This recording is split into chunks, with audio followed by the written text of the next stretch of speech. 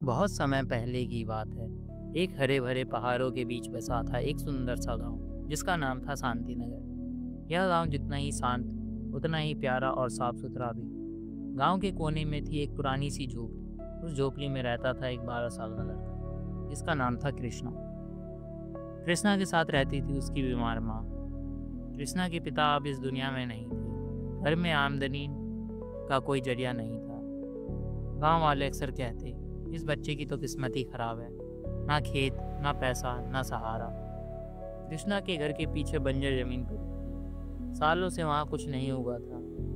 गांव वाले उसे बेकार जमीन कहते और उस जमीन को कृष्णा को दे दिया गया क्योंकि सब लोगों को लगता था कि इसका कोई उपयोग नहीं है। लेकिन कृष्णा ने हार नहीं मानी।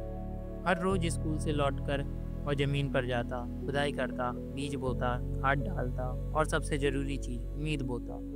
गांव वाले हंसते और कहते, अरे पागल, वहां कुछ नहीं होगा, क्यों अपना वक्त बर्बाद करता है।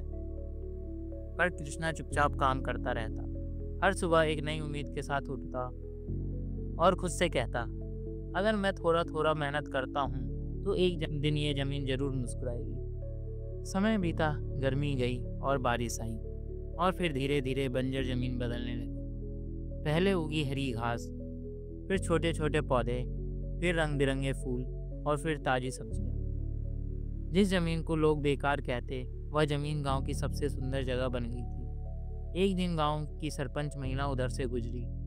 जैसे ही उन्होंने खेत देखा, वह चौंक गई। ये कैसे हो गया? ये तो बंजर जमीन थी।